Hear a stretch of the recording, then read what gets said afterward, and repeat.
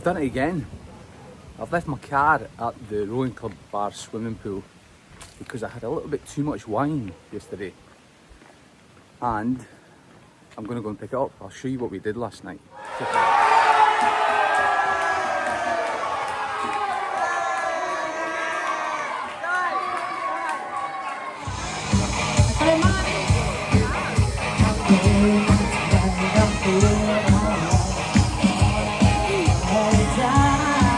That was a great night. Cremonese, my local team are in Serie A, first division, and they beat AC Milan last night. We went mad. There was a band playing and everything. Anyway, some of you have asked me to do a video about things that Brits do that drive Italians crazy. I did the video the opposite way around, things that Italians do that drive Brits crazy, and a lot of you have asked me to do another thing, do the opposite, because there are a lot of things that us Brits do that get up Italians' noses or pee them off. By the way, this is the first time I've put a jacket on, I think, in 3 months. It is the 24th of August and the weather's just turned. It was 30 odd degrees yesterday, so I've got a jacket on. First time in 3 months, it feels strange. So the first thing that us Brits do that drive Italians crazy is, I'm going to start it off with our obsession with tea. Now in Italy, if you drink tea, it probably means you're not feeling well or you've got a sore stomach, an upset tummy. And it's always drunk with a little bit of lemon, and it's a soothing drink. Whereas it has almost the opposite effect in the UK, I think. Tea is like a staple diet. Well, it is for me as well, it is for a lot of Brits. If I'm feeling a bit hungover in the morning, I have a cup of tea, it sorts everything out. If I'm feeling down in the afternoon, I have a cup of tea, non-caffeine tea now, because too much caffeine is too much. And it's drunk with milk. And I swear by it, I love tea. And it gets a lot of, in Italy, pisses them off that we have this obsession with tea and we drink it wrong, in a wrong way, because Italians think that they're superior to everyone when it comes to food or drink. But I would say that Brits have got the upper hand with tea, and that gets the Italians down. The second thing I'm going to put in here is queues. Italians never understand how we can always just queue in a straight line and mostly in silence. That bemuses the Italians. How can we be so orderly at queuing? I mean, let's face it, I think it's probably the only country in Europe that queues in such a way. And onto that, I'm going to add silence. Silence is another thing that Italians can't seem to grasp with us Brits. Whichever context you're in, whether you're in a social environment or a restaurant, silence is seen as quite acceptable in the UK, or needed, or golden. In fact, there's a saying, silence is golden. Whereas here in Italy, it's quite the opposite. If there's silence anywhere, people just tend to start thinking that something's wrong, something untoward in the ambience, in the atmosphere. So that Italians can't quite grasp that concept of queuing and silence as well. The way you queue in Italy is you boldly walk up to the big crowd of people. You don't think it's a queue, you just think it's a crowd of people, and you say "Chi è l'ultimo," which means who's the last one. And whoever puts their hand up or says me, you remember that whenever they go in, you're after them. And that's the way queues work in Italy. No silence, no order. Number 3, dinner times and how we're all so poorly educated on food and drink. Lunch isn't just a quick sandwich. And tea time, depends where you're from in the UK, but tea time is not, or dinner time is not 5 p.m, it's 8 p.m. Yeah, I think just the general pisses Italians off, or drives them crazy, how much of a lack of knowledge we have about food, about what goes with what, how to eat properly, the ethics of eating. Just baffles Italians. They're like, how the hell can such a nation be brought up in such a wrong way. I don't know, microwave foods, eating on the sofa, quick sandwich in the car with a can of Coke. I made another video about this as well, like how we eat, how poorly we eat. But yeah, it baffles Italians, our lack of knowledge, our gastronomical knowledge. How can you be so poor at it? Which, on the other hand, I think that I always say that to my Italian friends. There must be something that's the opposite. If Britain is looked upon or frowned upon in that way, then the opposite is true. Britain frowns upon Italy and other things. And they're like, no, us Italians are perfect. Going out with wet hair. Whenever you have a shower, or whenever you've got wet hair, you wash your hair, it is compulsory to dry it in Italy. Because il colpo d'aria, which is something I've talked about in previous videos, is it's like a killer breeze. It's like a small breeze that comes on your neck and it strangles you. And if you get struck by the colpo d'aria, that's it, you're dead. You could be ill for days, or if not die. So Italians can't understand people who go out with wet hair. I mean, I grew up in the UK and I was never taught that you should never go out with wet hair. In fact, it rains a lot in the UK, so people get wet all the time.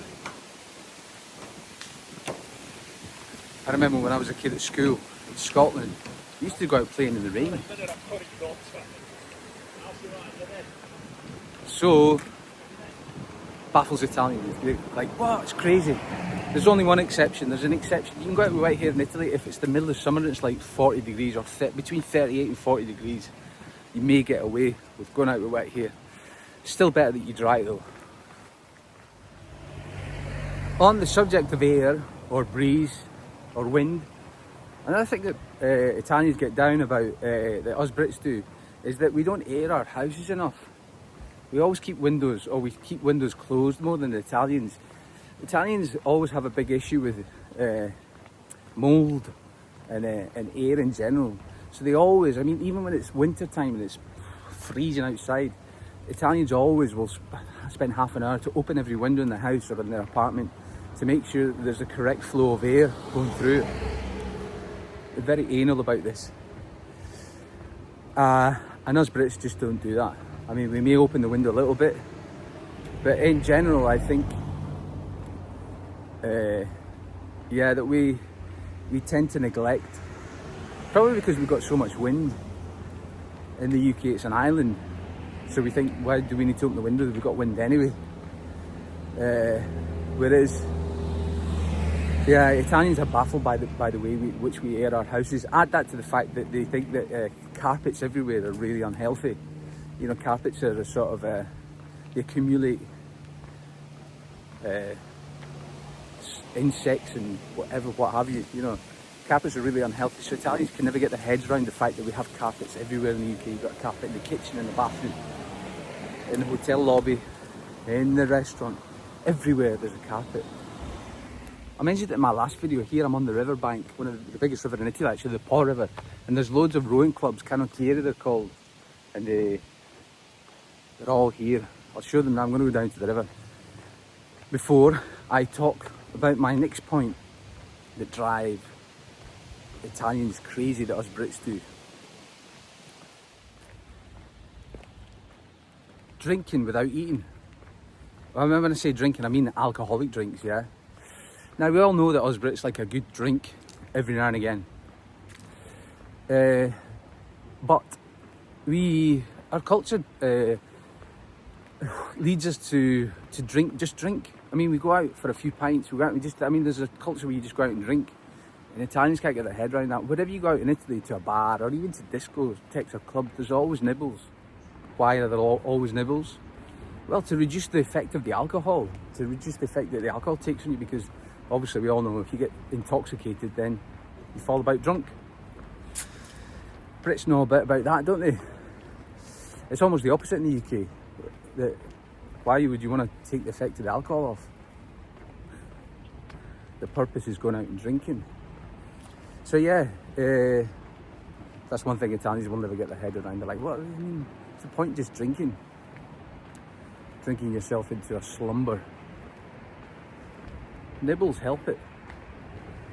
If you've got nibbles all the time, then it reduces the effect. And you're able to drive home. Don't drink and drive, kids. That's why I'm walking now, because I left my car. It's the river behind me. I know that guy who's running. He pretended he didn't know me though. Yeah, because I had a little bit too much to drink, and I left my car at the rowing club, is the official name of it. It's got swimming pools and everything. And I didn't fancy driving home. Yeah, I'll touch a little bit about that. Drinking and driving is more accepted here in Italy than it is in the UK. Mainly because people don't go out and get drunk. Like I said, maybe people go out, have a couple of drinks, or even 3 with nibbles. They are over the limit technically, but they would still drive home because they don't feel as if they're over the limit, and there's not so much of a taboo around the culture of drinking and driving. It's pretty much like it was in the UK in the 60s, I'm sure. There was no real taboo around it.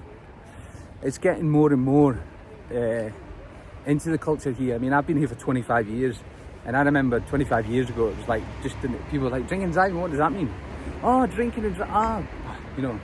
Whereas now, the youngsters are a lot more aware of it, because obviously there's a lot more talking about it, or the Anglo-Saxon view of the world is being more imposed elsewhere.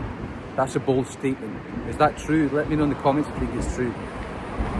And here in bars, you'll see, well, I've seen recently quite a lot, there's alcohol tests that you can do before you get in your car.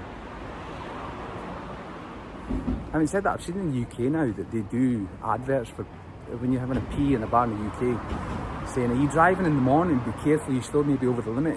What's going on there? Where are we going to be in 20 years' time?